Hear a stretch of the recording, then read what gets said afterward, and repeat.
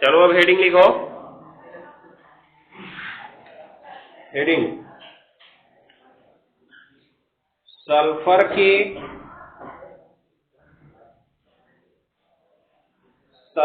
के ऑक्सी अम्ल, सल्फर के ऑक्सी अम्ल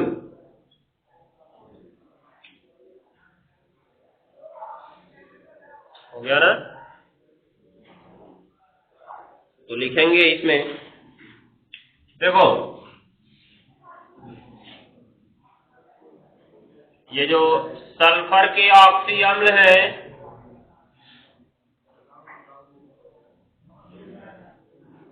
केवल इनकी संरचना हमारे सिलेबस में है, अर्थात सल्फर के जितने भी ऑक्सी अम्ल हैं सबकी संरचना जानना आवश्यक है। और अगर संरचना जानेंगे तो संरचना के साथ साथ हमें सल्फर की ऑक्सीकरण संख्या भी पता चल जाएगी, और ऑक्सीकरण संख्या के साथ साथ सल्फर के द्वारा बनाए गए बंध भी पता चल जाएंगे कि सल्फर किसमें कितना बंध बना रहा है। ठीक है ना? सल्फर के बारे में हमने देखा था, अगर अष्टक नियम से बनाता है तो कितना बंध बनाता है? 2 बंध बनाता है। उसके बाद अगर अपने अष्टक का प्रसार करता है तो या तो 4 बनाता है या तो 6 बनाता है। अब हम यहाँ से ऑक्सी अम्ल पढ़ेंगे, इसके बहुत सारे ऑक्सी अम्ल बनते हैं। उन ऑक्सी अम्लों में सल्फर 2 बनाता है, 4 बनाता है या 6 बनाता है, इसकी भी जानकारी हमको मिलेगी। सल्फर की ऑक्सीकरण संख्या क्या है? +2 +4 +6 -2 -4 -6 क्या है, ये भी हमको पता चलेगा। और सल्फर के ऑक्सी अम्लों की संरचना भी पता चल जाएगी और उनका नाम भी हमको पता चल जाएगा। ठीक है ना? इसके नाम के आगे क्यों ऑक्सी लगा, ऑक्सो लगा, परऑक्सी लगा, थायो क्यों लगा, ये सब चीजें हमको ज्ञात हो जाएंगी सल्फर का ऑक्सी अम्ल पढ़ने से। और संरचना सिलेबस में है तो हो सकता है कि किसी की संरचना पूछ के उसकी ऑक्सीकरण संख्या पूछ ले। जैसे बोल दे कि H2SO8 में सल्फर की ऑक्सीकरण संख्या क्या है, समझाइए। ठीक है ना? तो संरचना बना के हमको बताना पड़ेगा। अब इसके बाद हमको पढ़ना होता था H2SO4। तो H2SO4 के बनाने की विधि अब खत्म कर दिया है, केवल इसका भौतिक गुण, रासायनिक गुण और उपयोग पढ़ना है। तो आज ऑक्सी अम्ल खत्म करते हैं, कल देखो भौतिक रासायनिक गुण शुरू करेंगे। चलो लिखो इसमें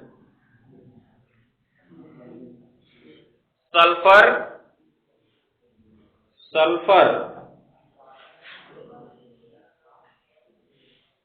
बहुत से ऑक्सी अम्ल बनाता है। सल्फर बहुत से ऑक्सी अम्ल बनाता है।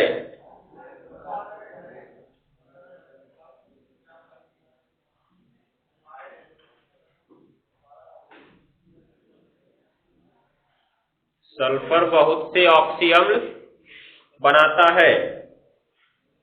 हो गया ना?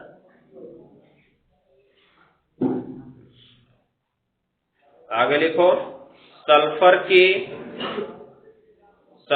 के ऑक्सी अम्लों के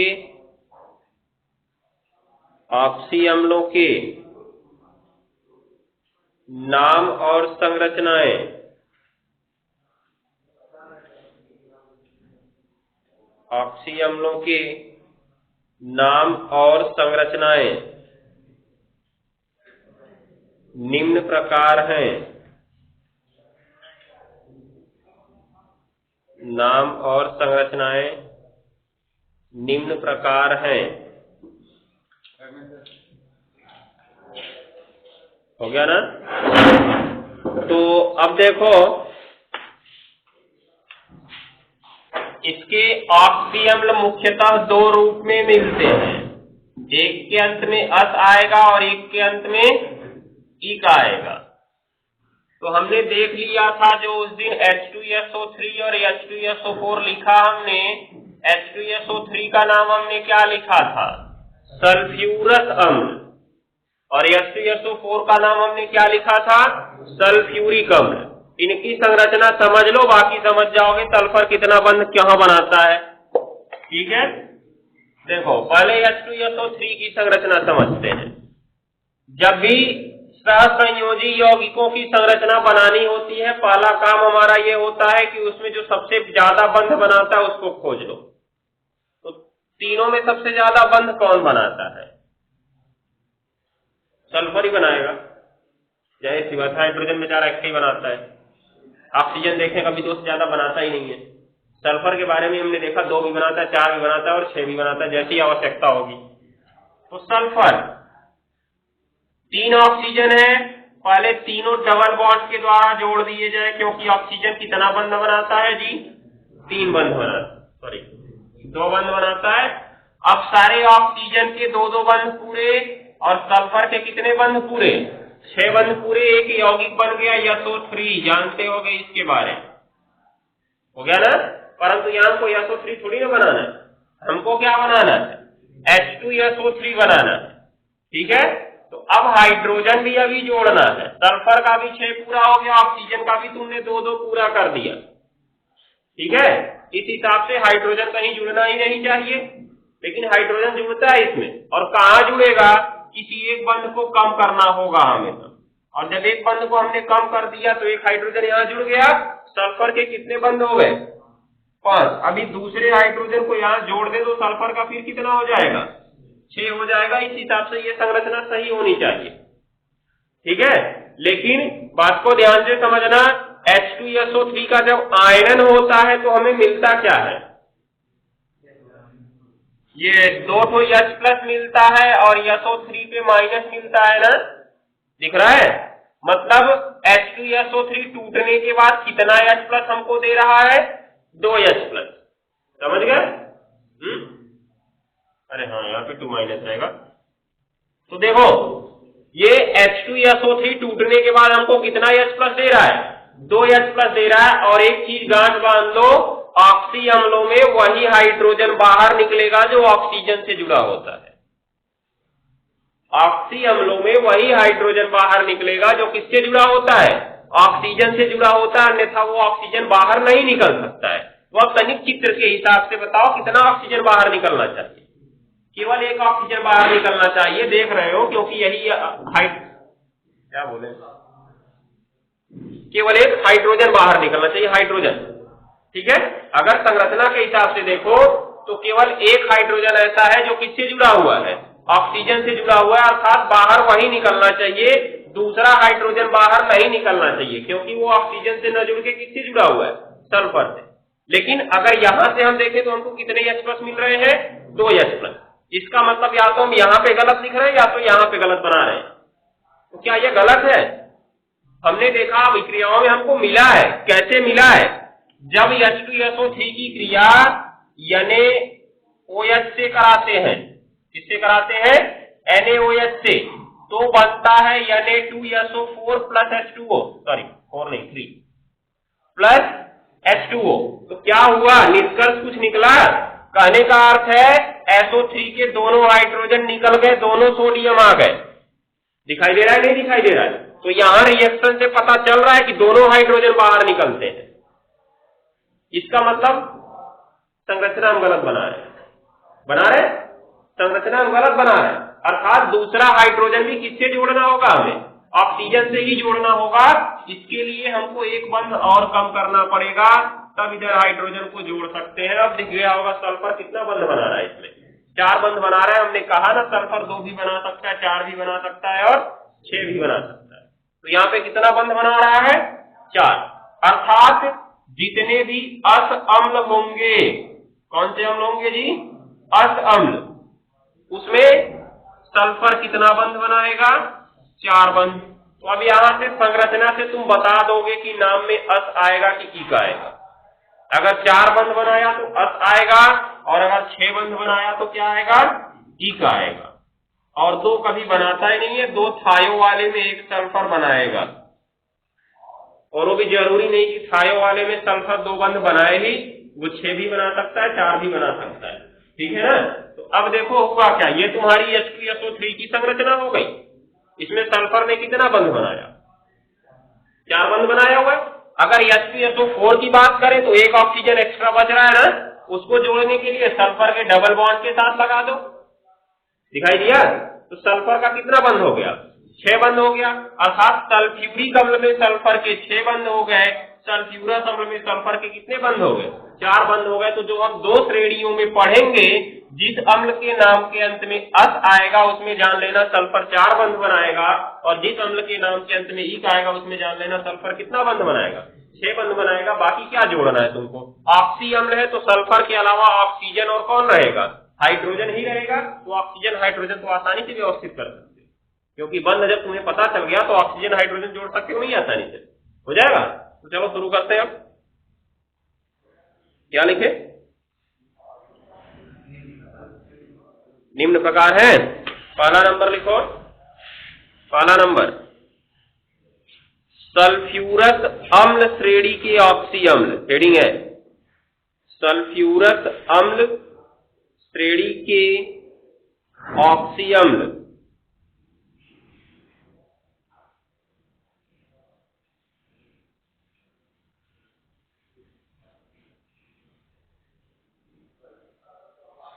सल्फ्यूरस अम्ल श्रेणी के ऑक्सी अम्ल।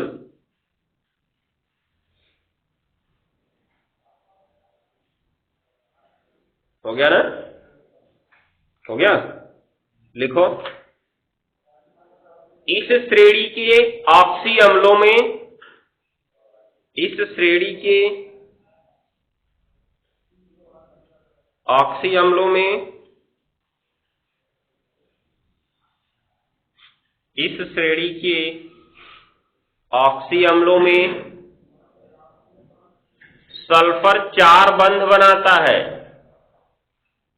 सल्फर 4 बंध बनाता है।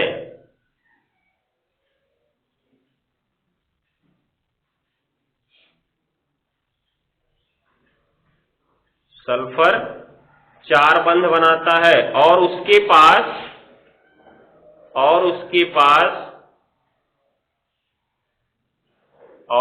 पास एक एकाकी इलेक्ट्रॉन युग्म, एक एकाकी इलेक्ट्रॉन युग्म, एक एकाकी इलेक्ट्रॉन युग्म बता चुके हैं पीछे। क्या होता है ये?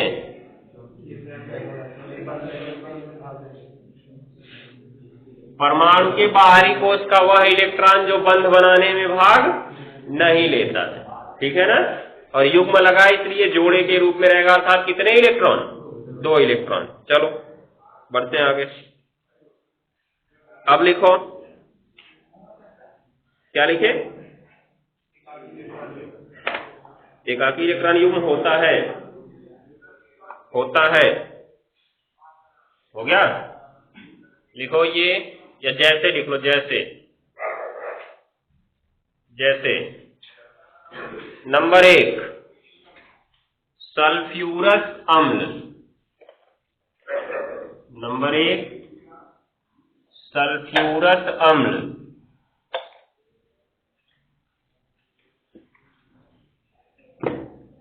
सल्फ्यूरस अम्ल। सूत्र क्या होगा जी इसका? H2SO3। तो लिख लो कोष्ठक में H2SO3, H2SO3। हो गया ना? उसके बाद संरचना इसकी बना लो। अगर अस अम्ल है तो सीधा सीधा पता है कितना बंध बनाएगा? 4 बंध बनाएगा। तो किस प्रकार से बनता है इसकी संरचना? देखो ऐसे होती है। अभी तो देखो हमने पूरा विस्तार से बनाया भी था, चाहो तो इसको भी ऐसे करके दिखा सकते हो, यहाँ भी बंध बना के दिखा सकते हो, और इसके 2 इलेक्ट्रॉन इसके पास बचे रहते हैं। क्यों जी? क्योंकि सल्फर का परमाणु क्रमांक कितना होता है? 16।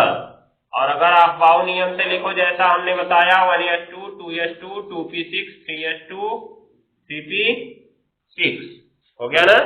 तो अगर इतना तुमने लिखा हुआ है तो पहला कोष जिसके सामने 1 दिखा, इसमें कितने इलेक्ट्रॉन? 2। दूसरा कोष 2 के सामने 2 2 दिखा ना, 2 और 6 मिलकर कितना? 8। और तीसरा कोष 2 के सामने 3 3 दिखा, 16 ही जाना था, तो यहाँ पे कितना रहेगा? 4, क्योंकि 2 2 4 6 4 10 2 12 और 4 16। तो बाहरी कोष में हमको कितना मिला जी? 6 मिला है ना? और कोई भी तत्व बंध बनाने के लिए अपने बाहरी कोश के इलेक्ट्रॉन का ही प्रयोग करता है। समझ गए? तो अब क्या होगा, सल्फर के बाहरी कोश में कितने इलेक्ट्रॉन है? 6। उसको इस अंदर वाले 10 से कोनो मतलब नहीं है, उसको मतलब है किससे? 6 से। अब उस 6 इलेक्ट्रॉन में से उसने 2 इधर बंध बनाने में दिया, एक इधर दिया और एक इधर दिया, मतलब कितना दे दिया? 4 दे दिया। इसलिए उसके कितने अभी बचे हुए हैं? 2 बचे हुए। 2 बचने का मतलब एक युग्म बचा हुआ है, बचा है ना? तो ये चीज को ध्यान में रखना। तो ये प्रकार से इसके पास बचता है। अभी जब ई कमल वाले में जाएंगे तो ये बचा हुआ 2 भी वो साझे में दे देता, अर्थात एक भी नहीं बचता है तब। ठीक है ना? तो सल्फर अधिकतम कितना बंध बना सकता है? 6 बंध बना सकता है, क्योंकि उसके पास 6 इलेक्ट्रॉन है। हो गया ना? तो अभी फिलहाल कितना बना रहा है? 4 बना रहा है, क्योंकि हम लोग असमल पढ़ रहे हैं। और 2 इलेक्ट्रॉन उसके बचे हुए। क्यों बचे हुए? क्योंकि 6 थे उसके पास, 4 बंध बनाया तो 4 साझे में दिया। जितना बंध बनाएगा उतना साझे में देगा, याद रखे रहना। तो 4 साझे में दिया और कितने बचे उसके? 2 बचे। त्रिकोणीय आकृति कुछ इस प्रकार से होती है, जैसा हमने बनाया, इसको नोट कर लो।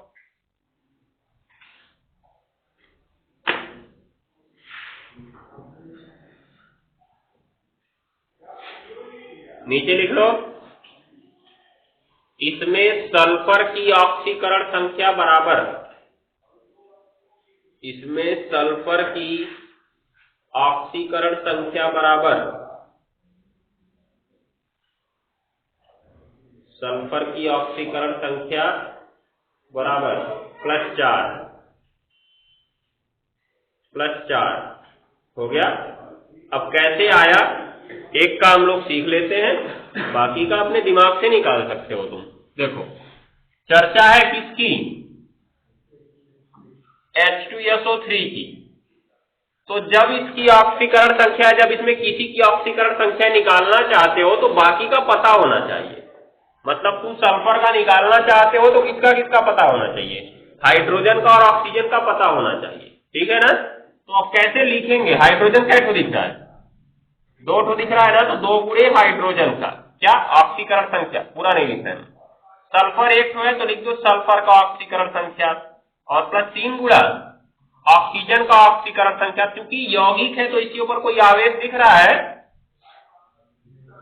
नहीं दिख रहा है, तो बराबर क्या रखेंगे? 0 रखेंगे।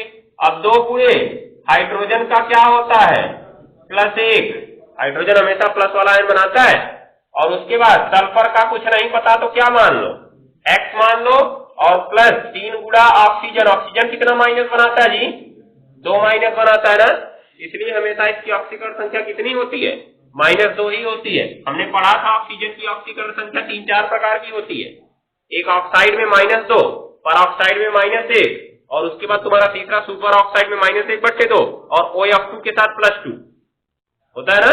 लेकिन यहां पर ध्यान दो, क्या ये इसमें -1 होने की संभावना है इसकी? मतलब परऑक्साइड में -1 होता है ना, तो यहां पर -2 क्यों रख रहे हैं? -1 भी तो रख सकते थे, -1 भी तो रख सकते थे।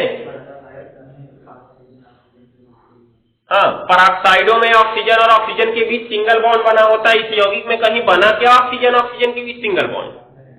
मतलब ये वाला बंधा, ऐसा दिखना चाहिए तुमको। कहीं दिख रहा है क्या? नहीं दिख रहा है। दिख रहा है?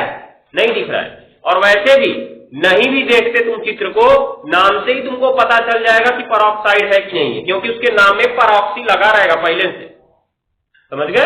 अगर उसमें परऑक्साइड बंध अर्थात इस प्रकार का बंध है तो उसमें पहले से ही नाम के पहले क्या लगा रहेगा? परऑक्सी सल्फ्यूरस अम्ल लगा होता। अगर ये होता तो क्या लगा होता? परऑक्सी सल्फ्यूरस अम्ल। तो जो भी परऑक्साइड वाले अम्ल बनेंगे उनके पहले परऑक्सी लगा रहेगा। भी 1-2 ऐसा मिलेगा हमको इसमें।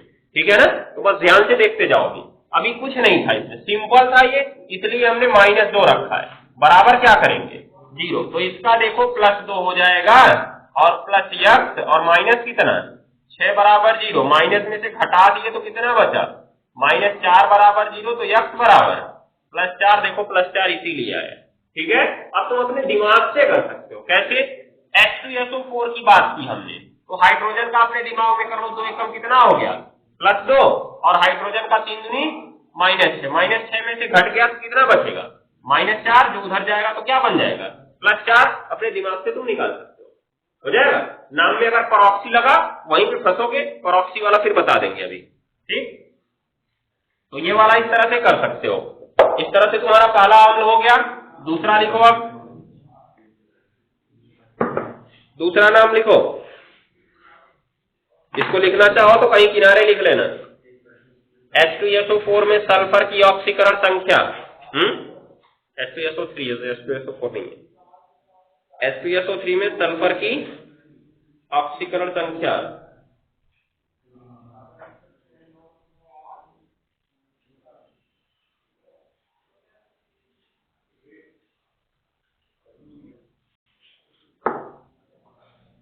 दूसरा नंबर लिखो, थायोसल्फ्यूरस अम्ल, थायोसल्फ्यूरस अम्ल।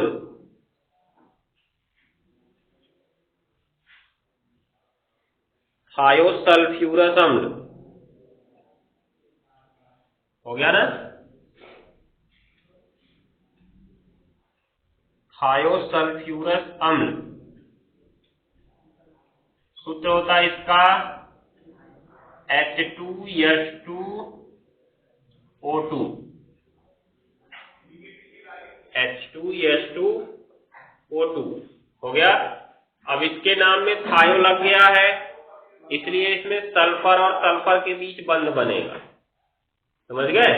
जिनके नाम में थायो लगा रहेगा उनमें सल्फर और सल्फर के बीच बंध अवश्य बनेगा।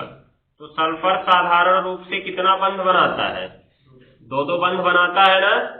अब उसके बाद दो ऑक्सीजन है, अगर दोनों ऑक्सीजन को एक एक पे जोड़ दें तो एक हाइड्रोजन भी जोड़ना है, एक हाइड्रोजन भी जोड़ना है ना, तो एक एक हाइड्रोजन भी जोड़ दें। इधर दिख रहा है? तो ये संरचना कुछ गलत लग रही है क्योंकि सल्फर का 3 बंध हो जा रहा है। सल्फर या तो 2 बनाता है, या तो 4 बनाता है, या तो 6 बनाता है। इसकी संरचना देखो कैसे होती है। ये वाला दोनों एक ही पर होता है, अर्थात एक सल्फर का 4 बंध और एक सल्फर का 2 बंध, मतलब एक सल्फर अष्टक नियम से रहता है और एक सल्फर प्रसारित अष्टक नियम से रहता है। हो गया। इसके पास कितने इलेक्ट्रॉन बचेंगे?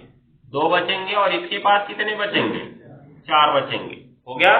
क्योंकि सल्फर और सल्फर के बीच बंध बना हुआ है, इसलिए इसके नाम के पहले थायो लगा हुआ है। क्या लगा है? थायो। तो थायो उन्हीं यौगिकों के नाम के पहले लगेगा जिनमें सल्फर और सल्फर के बीच बंध बना होगा। समझ गए? याद रखते रहना। अभी 2-4 और मिलेंगे। सल्फर सल्फर के बीच जितने भी बंध बनेगा सबके नाम के पहले क्या लगेगा? थायो अवश्य लगेगा, पहले या बीच में या कहीं भी लगा, उससे नहीं मतलब है, लेकिन थायो जरूर लगा रहेगा उनके नाम। ठीक है? ये प्रकार से बना लो इसकी संरचना। अब इसमें कितना निकालोगे जी ऑक्सीकरण संख्या? सोच लेना कितना निकलेगा। यहाँ पे +2 हो गया और यहाँ पे कितना हो गया? -4 हो गया। और घटने के बाद कितना हो गया? -2 उधर जाएगा तो +2, लेकिन ये भी देखो 2 से भाग भी देना है तो कट जाएगा, तो कितना बचेगा? +1 बचेगा। ठीक है? तो यहाँ पर सल्फर की ऑक्सीकरण संख्या क्या आएगी? +1। तो संरचना बना लो और नीचे लिख लो सल्फर की ऑक्सीकरण संख्या बराबर +1।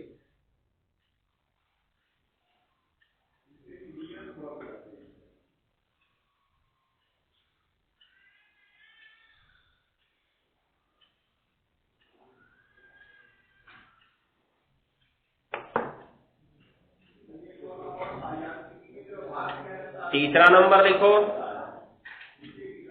हाइपोसल्फ्यूरस अम्ल।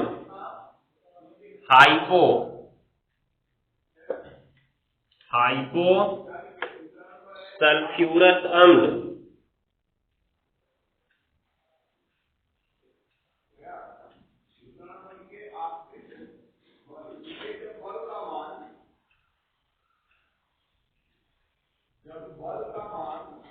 हाइपोसल्फ्यूरस अम्ल या डाइथायोनस अम्ल भी बोलते हैं इसको।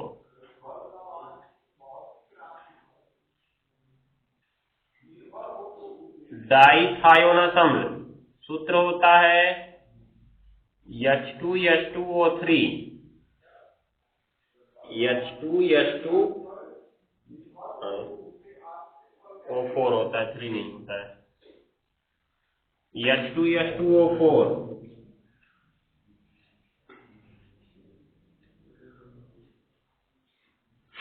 हो गया। तो अब देखो दो सल्फर है तो पहले हमने सल्फर और सल्फर के बीच बंध बना दिया, और 4 ऑक्सीजन थे तो 2 इस सल्फर पे और 2 इस सल्फर पे जोड़ दिया जाए। इस तरह से दिखाई दे रहा है। अब बचा कौन? हाइड्रोजन बचा। तो एक एक बंध मिटाने के बाद हाइड्रोजन को जोड़ना होगा। जोड़ दिए तो अब क्या हुआ? सल्फर के कितने बंध हो गए? 5 हो गए, जो कि सही नहीं है। या तो 6 हो, या तो 4 हो, या तो 2। ठीक है ना? तो अब क्या होगा? इसमें क्या कर सकते हैं? कुछ और एक्स्ट्रा तो है नहीं। अगर इन दोनों का बंध मिटाते हो तो प्रॉब्लम हो जाएगी। इसका बंध मिटा सकते हो, क्योंकि जरूरी थोड़ी ना कि सल्फर और सल्फर के बीच डबल बॉन्ड नहीं बने। उनको आपस में जुड़ना है, आपस में जुड़े हुए हैं। दिख रहा है? अब इस प्रकार के दोनों सल्फर के कितने कितने बंध हैं? 4 बंध हैं। तो इसका नाम क्या हो गया? डाइथायोनस अम्ल हो गया। वैसे तो इसका नाम है डाइसल्फ्यूरस अम्ल, क्योंकि ये सल्फ्यूरस अम्ल की संरचना समझो 2 बार जुड़ी हुई है। कैसे जी? अभी देखो, सल्फ्यूरस अम्ल वाला हमने इस प्रकार से पढ़ा ना,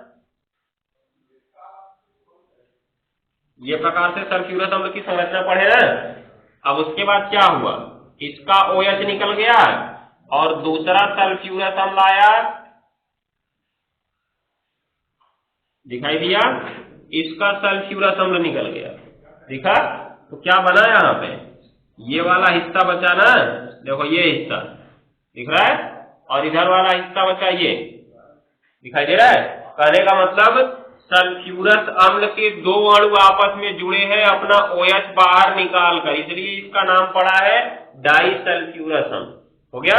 और डाइसल्फ्यूरस अम्ल नाम था इसका सल्फ्यूरस अम्ल के 2 अणुओं के जुड़ने के कारण, परंतु इनके जुड़ने की प्रक्रिया में सल्फर सल्फर के बीच बंध बन चुका है, इसलिए इसको डाइथायोनस अम्ल भी कह सकते हैं। हो गया? तो लिख सकते हो।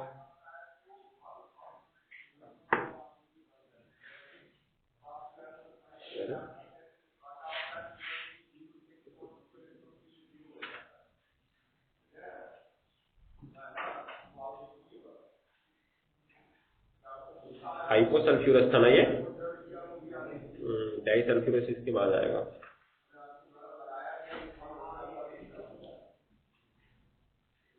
बड़ा विचित्र काम है, नाम बता रहा है डाइसल्फ्यूरस, तो यहाँ पे सल्फर और सल्फर के बीच एक ऑक्सीजन होना चाहिए, और अपने हिसाब से जोड़ के बना ले रहा है, ऊपर डबल बॉन्ड 6 बंध बना ले रहा है। समझ नहीं आता है, पता नहीं क्या क्या बनाते रहते हैं। चलो जैसा बनाया वैसा पढ़ लो, क्या करना है। लेकिन डाइसल्फ्यूरस में यहाँ बीच में ऑक्सीजन बनना चाहिए।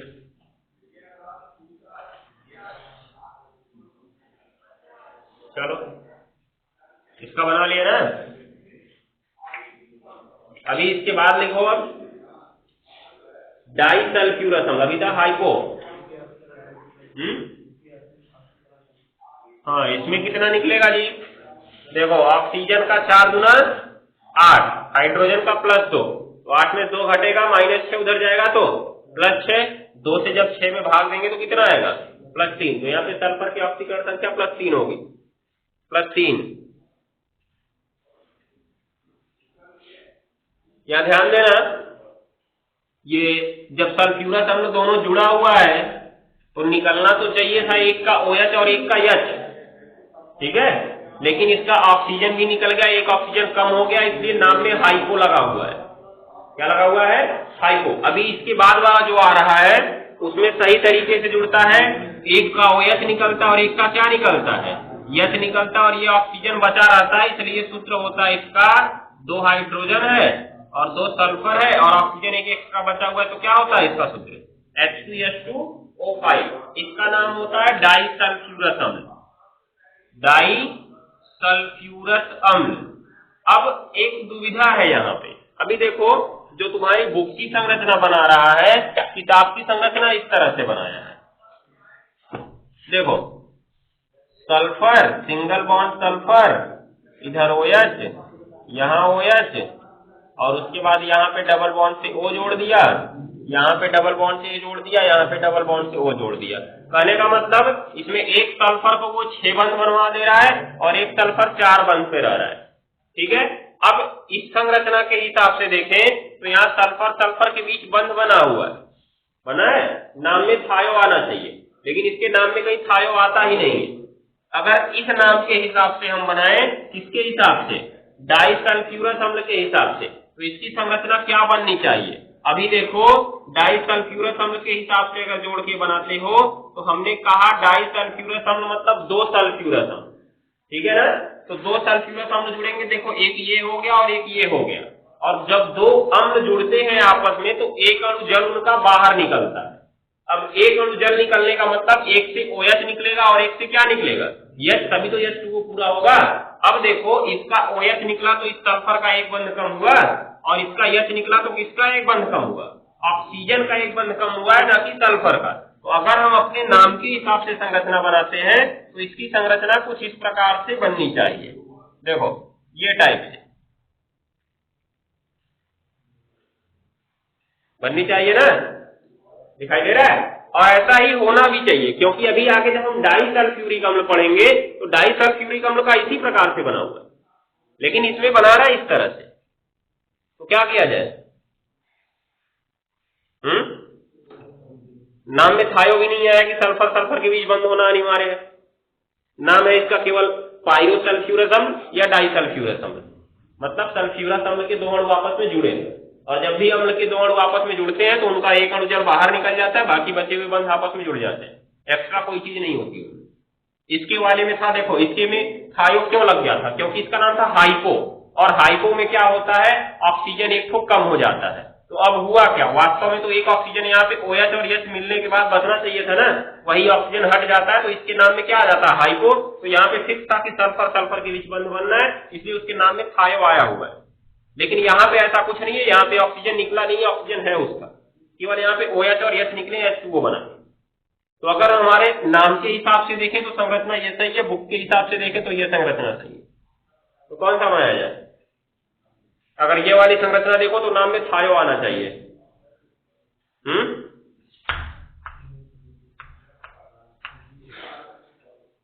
दोनों बना लो, देखो नाम लिखो अगला नंबर,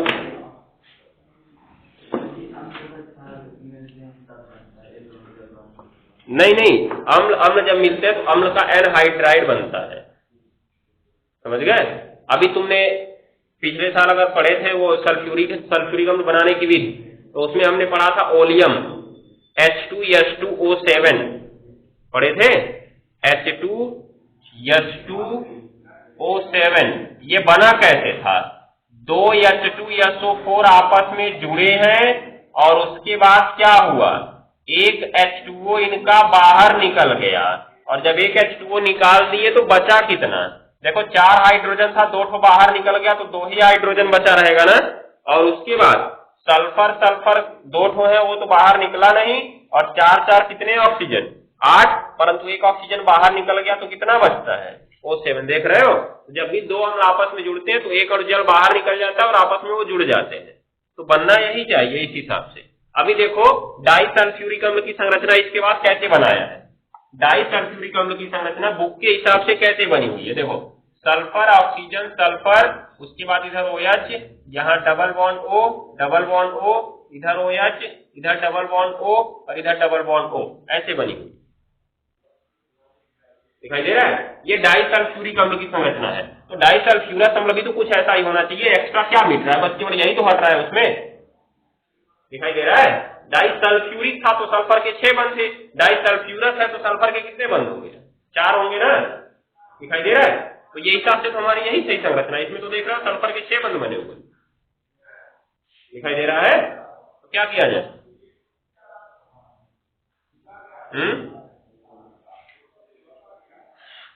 चलो लिखो क्या करना है, बनाओ, चौथा नंबर लिखो, इसमें पाइरोसल्फ्यूरस अम्ल नाम है इसका, पाइरो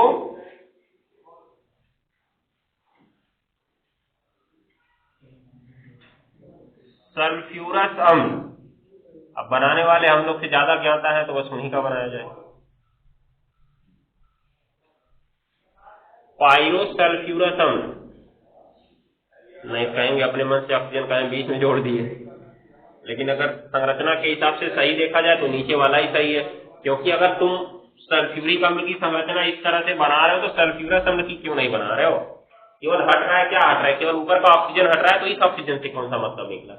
और जब भी दो अम्ल आपस में जुड़ते हैं तो केवल उनका क्या बाहर निकलता है? H2O बाहर निकलता है। ऐसा नहीं होता कि ऑक्सीजन निकल के इनके पास भाग जाएगा, वो तो ऑक्सीजन वहीं पे है ना। इसका OH निकला और इसका H निकला, तो जिसका बंध कम हुआ वही तो आपस में जुड़ेंगे। OH निकला तो इस सल्फर का कम हुआ, इसका H निकला तो इस ऑक्सीजन का कम हुआ, तो कहीं सल्फर जुड़ने जाएगा वो। कुछ ऐसी प्रक्रिया होगी क्या इसमें? ऐसी प्रक्रिया की संभावना नहीं है, परंतु जैसा है वैसा बनाना पड़ेगा हमको। वे लोग ज्यादा ज्ञाता बैठे हुए, बना लो इन्हीं का। पाइरोसल्फ्यूरस अम्ल या डाइसल्फ्यूरस अम्ल? पाइरोसल्फ्यूरस अम्ल या डाइसल्फ्यूरस अम्ल? पाइरोसल्फ्यूरस अम्ल या डाइसल्फ्यूरस अम्ल। हो गया।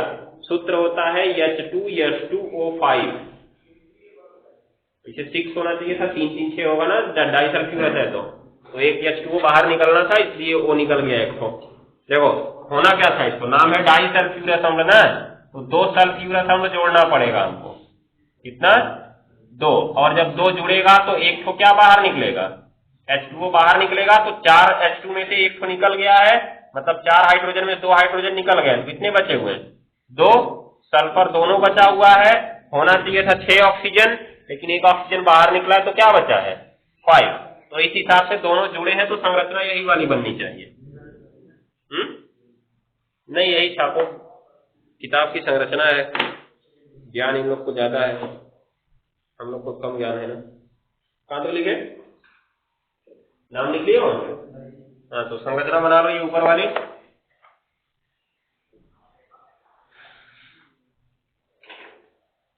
लेकिन उनके हिसाब से उनको ज्ञान थोड़ा और ज्यादा होना चाहिए था कि अभी ऊपर अपने ही बताया सल्फर सल्फर के बीच बंध बना थायो लगा होना चाहिए।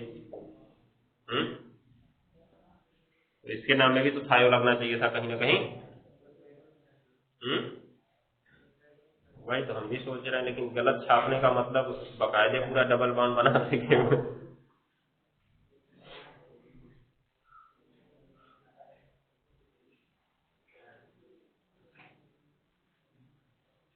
हमारा लोग का मन कर रहा है तो दोनों, वही तो फंस रहा है मामला।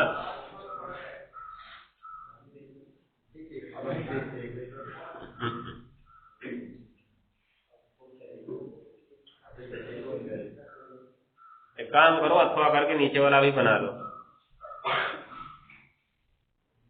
इसके सामने लिख देना बुक की संरचना, इसके सामने लिख देना नाम के अर्थ में, क्योंकि नाम के हिसाब से बनाया जाए तो डाइसल्फ्यूरस अम्ल का तो ऐसा ही बनना चाहिए, फिक्स है। नहीं, हमारे हिसाब से थोड़ी रहेगा, हमको जैसा तरीका होना चाहिए बस हम वही बताएं। ऐसा थोड़ी ना हम अपने हिसाब से खोज कर बता रहे हैं।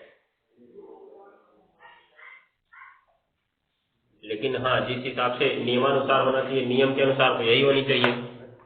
अब इनके अनुसार कौन सी हो गई है, कैसे हुआ है, पता तो होता नहीं इन लोग को, जौन मर्जी तौन बना धर दिए। अब क्या H2SO4 का एक अणु बेचारा आंख से दिखता ही नहीं है, और उसमें दर्शी दिखता ही नहीं है, तो जाएंगे उसके बीच बंध पता करने कौन किससे जुड़ा हुआ है।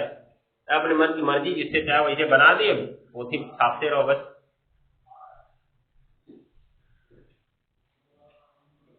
अब इतना लोग बता देते हैं मेथेन चतुष्फलकीय आकृति का होता है, ये त्रिकोणीय आकृति का होता है, इतना गुस्सा देखने थोड़ी जाते हैं, बस अपने हिसाब से एक दिमाग लगा लिए हैं। हाँ, भर दो, जिसको पढ़ना है पढ़े। हम लोग वही गधे हैं, बस पढ़ते चले जाते हैं। हो गया जी? चलो, ये तुम्हारा अस अम्ल खत्म हो गया।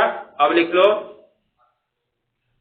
ये इक अम्ल श्रेणी, मतलब कौन सा लिखो? सल्फ्यूरस अम्ल लिखो ना, तो लिखो सल्फ्यूरिक अम्ल श्रेणी।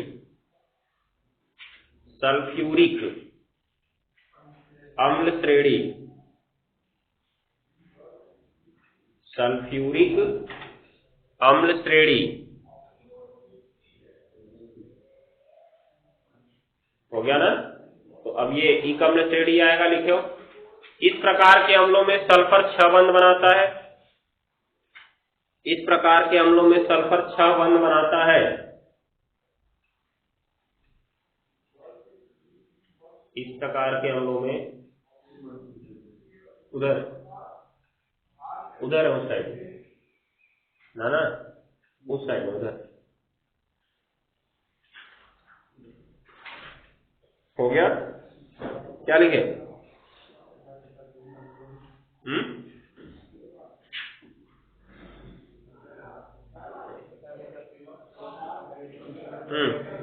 इस प्रकार के अम्लों में सल्फर कितना बंध बनाता है? 6 बंध बनाता है बस। जैसे जैसे अब पढ़ेंगे इसको कल।